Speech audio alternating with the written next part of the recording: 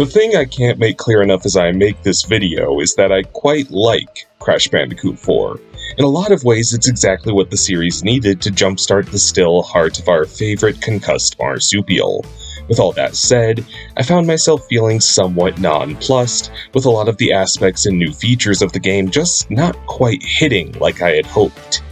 In terms of story and character, this is probably the best Crash game ever, as we see Crash's origins from a long, untapped perspective.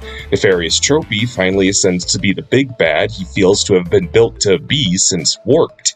And the touch of him and his alternate dimension doppelganger bringing in nitrous oxide in the Gasmoxian fleet is an amazing touch. Tawna is finally relevant and improved upon, Dingodile's ambivalent nature hinted at here and there is finally fulfilled, quantum masks are a neat touch. There's a lot here to love. And while I'm going to go off on the level design from a gameplay standpoint, aesthetically these environments are drool-worthy, especially the Mardi Gras party town and prehistoric areas. With all that said, I have a bone to pick with this game. Constructively. In good faith, I swear. Toys for Bob wanted to bring Crash back in a huge way, and they seem to approach it through a mentality of bigger is better.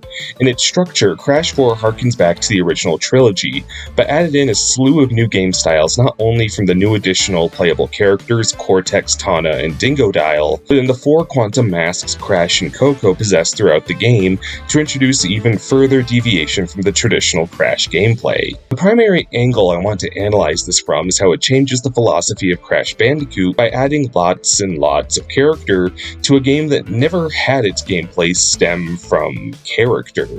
The challenge of Crash Bandicoot games was never a wide arsenal of tools or set of abilities, but the environments and how they recontextualize various obstacles. Crash was never a character with a ton of powers and power-ups, even compared to the likes of Mario or Sonic. His style is pretty straightforward. He can run, jump, spin, slide, and belly flop.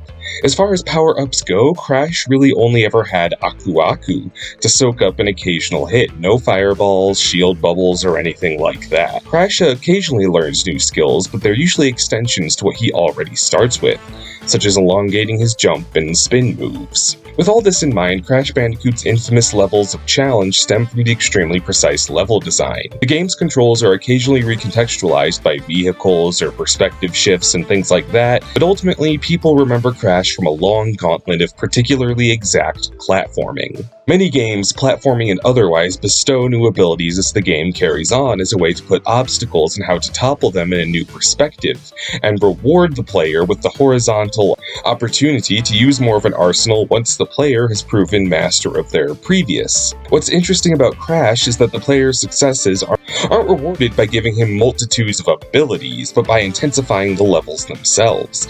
This seems like a no-brainer, most games do this, but what sets Crash apart is how it's executed. Most players of Crash don't play it simply to reach point B from point A, at least not past their first venture through a game. Past this, the games have become a very popular completionist venture, to collect each level's gems, which are rewarded by clearing a level without missing a single crate, and each level's relics, which are begotten by time trials. This is all complemented by Crash's consistency as a player character, because further rewards are gained via efficiency and precision. Could muddy the matter to allow him a slew of power-ups and items. If you fail the time trial, it's not the game's fault that you didn't have the flying cape or additional weapons, because everything Crash needs to excel is more or less already in his kit. Crash's simplicity is very deceptive with that in mind, because at the game's core, it's about choices. Despite how sparing the number of Crash's means of defense and exploration are, possibilities become numerous because of the many ways the environment reacts to Crash. How some crates don't reward fruit if broken by his spin, but only by his jump.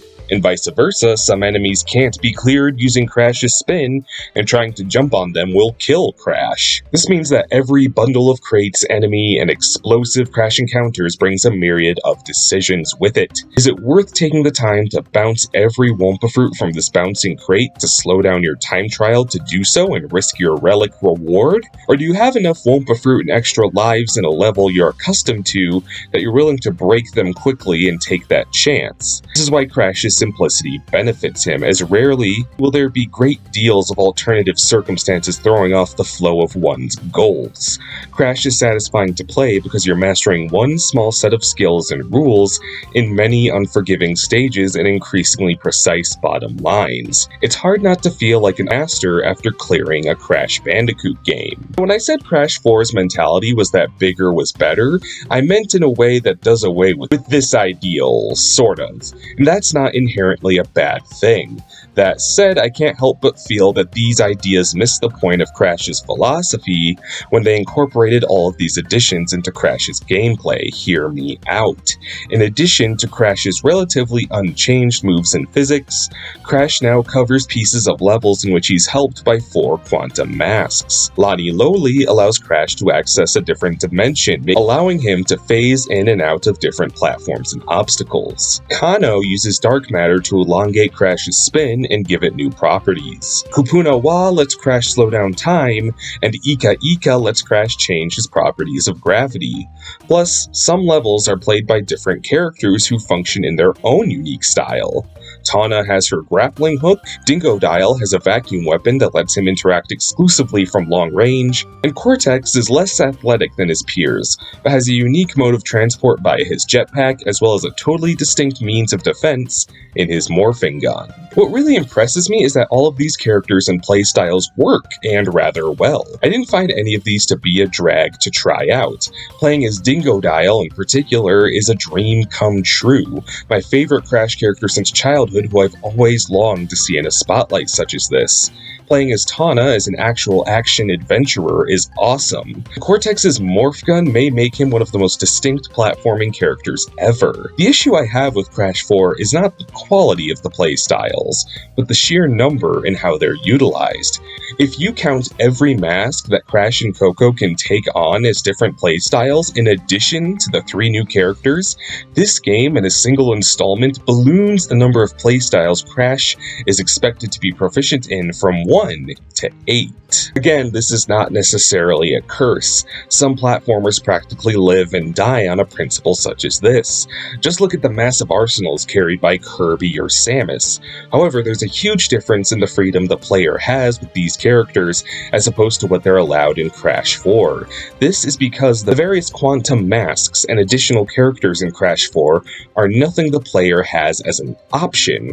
Rather, they're circumstances that the player is thrust into, given at certain levels and or points within levels to use for express design stretches of gameplay, only to go away once they're done until the next time the game tells you they're needed. This is kind of like playing Devil May Cry, but instead of switching between Dante's weapons yourself, you walks up to a big sign that says Beowulf only, and the game switches you to that weapon for that mob of enemies, allowing for no other, and then rips them away the second you're done. To be clear, I'm aware it's ridiculous to expect every character and mask playstyle to be interchangeable in just any case, as that would be a tremendous undertaking to design an ample structure of levels that could befit any character. That said, to be directed in the direction of certain abilities saps the capacity to make decisions away from the player. Recall how I described the sheer amount of options you have with the original Crash games, how there are many tactics to approach your challenges with, and how that can impact your overall performance. If you spin, slide, or bounce, it's like a butterfly effect that could make or break your last relic or gem you're missing. But a lot of that goes away when Crash 4 practically holds your hand through many decisions. Once it becomes necessary to use Lani Loli, you get him, and once it stops being necessary, he goes away until the next time he's needed. So this causes large stretches of Crash 4 to be incredibly simplified. Even if you are pursuing great challenges like relics and gems, being given a mask is like a big green light that says now is a good time to use your time slow, hint hint. So less than deciding if your performance will be improved by spinning those crates or just hopping on them, you're more or less given half the solutions you could wonder about on a silver platter. The masks have very different power sets, but I don't think it would have been impossible to allow for room for overlap to give the player more autonomy in the matter. There are segments where Crash has to traverse falling chunks of ice, and uses Kupuna Wa's time slow powers to make them stop falling long enough for him to travel safely across. What if it somehow was also possible to use Ika Ika's gravity powers to hold them in place, Akano's dark matter spin to fly across and break through them, or Lani Loli to somehow phase more stable walkways over the gap? It would take more work to create, but there's a way to make stuff like this less rigid in context. Maybe using a mask that seems less intuitive at this point begets a gem to re-employ that ideal of decision-making and risk-reward for new tactics and paths. To the game's credit, later levels do incorporate rapid swapping between masks, but again, it's not a decision on part of the player. The mask you'll need is always simply handed to you. I'm reminded of Donkey Kong Country Tropical Freeze, in which the player tackles levels as Donkey Kong, but you can pick up items that summon Diddy, Dixie, and Cranky to add to Donkey Kong's ability in small but distinct ways. You can play through any level and any point of the game with any of these three partner characters, but you only lose them after enduring a certain degree of damage, meaning a hurdle you overcome with Diddy's jetpack can also be overcome with Cranky's cane, just in a different way. It's the means as opposed to the ends that changes. It's in this way that Crash 4 feels like an extremely strong Crash game, but with assets that only kinda fit. I've seen a lot of people call Crash Bandicoot 4 really difficult. Some say it's even more so than the original trilogy, and I agree it's challenging, but I never felt like I was being truly pressed the way I was in those games, despite dying many times. That's because Crash 4's difficulty is almost sort of artificial, that rather than being especially hard on its own, it's very good at wasting your time, and doing so rather deceptively. When you die in the original trilogy, it's because you weren't at the point prepared for whatever obstacle killed you, and that's all it really can be given how little Crash's repertoire expands. Whereas Crash 4 seems to practically build in excuses, so you can say, oh well, I'm not used to this mask yet. Oh well, Cortex only has one jump. Oh well, Dingo Dial doesn't have any aiming function. Oh well, I didn't know Akano worked that way. So I don't feel the levels of Crash 4 themselves are hard, but the way the new abilities are incorporated feels rather cheap. What's frustrating about this is the fact that the older trilogy games could feel cheap as well, but there was rarely doubt that your practice and improvement would ultimately behoove you. Using Crash's small set of abilities, you're always building on your experience with this very compact and tightly constructed character. The same Crash you use to explore Insanity Beach is the same Crash you use to scale the stormy ascent. What's gotten better is you. In Crash 4, it sometimes feels like you're polishing gimmicky skills only to box them away for some long amount of time after, in a way that damningly reminded me of homework. You're thrown into different playstyles and abilities and get accustomed to them, only to have them taken away and allowed little control over when you use them again. You'll go through a world with heavy emphasis on a particular mask ability and get used to the physics and capabilities they allow, only for these abilities to more or less go away after a decent handful of levels, not dissimilar to learning the Pythagorean theorem until you ace the test involving it, only for it to stop being relevant for 3 months of class curriculum before it shows back up on the final test, eliciting an exhausted sigh. While the original trilogy feels a lot more like going to school for your major of choice, coasting through your set of skills and building on a narrow but firm foundation. This all started to hit me during the prehistoric levels, the point at which you run away from a T-Rex in a way that harkens back to chase levels like Boulder Dash from Crash 1 and Unbearable from Crash 2. And the difference I noticed was how those older levels had these very clear gaps for Crash to jump over, and death was a result of lack of precision making those jumps. Meanwhile, in Dino Dash, there are mere cracks in the earth that will break down into the magma, which are much harder to notice, especially while running from a front-facing angle. This ultimately sent me the message that it wasn't so much sharpening my skill that was important here, but my timing and rhythm. The important thing here was the sheer muscle memory, not to notice an obstacle and react, but to trial this section over and over until I get it right, as if I'm doing flashcards or something. And that's when I remembered that this game also introduced Modern Mode. When starting Crash 4, you can choose between Retro and Modern mode. Retro is how the original trilogy worked. When you run out of lives, you lose your checkpoints within that level and get a game over, meaning you have to start that level over again. While Modern mode allows you to die and keep going as many times as you like. This also isn't a bad thing per se. I'd happily play a lot of games this way, given the choice. But this does tell me that this game was designed to feel long as opposed to hard. The levels of Crash 4 are usually twice as long or so as a level in the original trilogy, and that, combined with the high degree of trial and error involved with the new masks and playstyles, makes it unreasonable to give a really limited cap of lives with no say from the player. Even though the old trilogy was challenging, and it could be maddening to get a game over, the levels are a reasonable enough length, and the rule of easily respawning fruit to collect towards an extra life was generous enough that I never felt exceptionally hindered by a system of lives.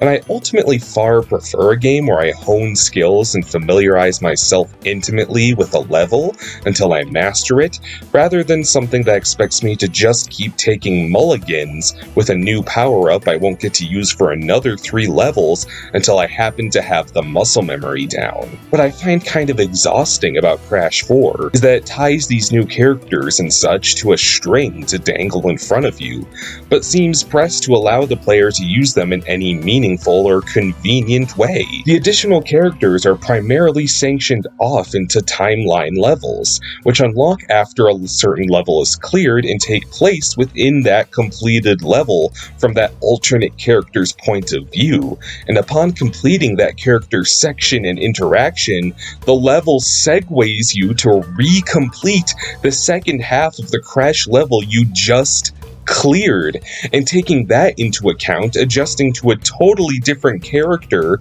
and the sheer length of these levels, it gave me very little reason to want to do the timeline levels after unlocking them. In a circular way, Crash 4 is loaded with content, but it's all faced off in such an out-of-touch way that rather than a game with a lot to do in it, feels inconsistent and tedious above all else. I do think it's true that this game is about as tough as the original trilogy, but not in remotely the same way, more in a way that's just interested in wasting your time and holding features hostage from you behind repetitive and tedious conditions. I'm not trying to say that this game needed to be identical to the original trilogy. Crash 4 is a good follow-up, vastly superior to what Wrath of Cortex and Twinsanity attempted to be, but it's hard to remove it from the context of its predecessors when it's titled Crash Bandicoot 4, and yet it feels like such a cumbersome outlier. I wonder if such a petty level of context is all I need to be stated, that it's hard not to compare this game to the trilogy just because it wants to stand alongside them, and also be its own thing, but maybe that's also the answer to all this. That Crash 4 wants to be part of a beloved lineup, but it has an identity crisis because of how much new stuff it also wants to do. And the last thing I would do is criticize a game for the merit of taking such outlandish risks in of itself. The bottom line I can give is that I thought Crash 4 would be my game of the year, and it wasn't. The worst I can say is that it might just be top 3 after all, and that's nothing to sneeze at. But when your own title is practically begging to have you compared to your older siblings, the lights just start going off. If nothing else, I'd be downright spoiled to expect the first brand new Crash game in so long to be absolutely flawless. It's all said and done, I'm excited to see what this new era brings for my favorite platformer.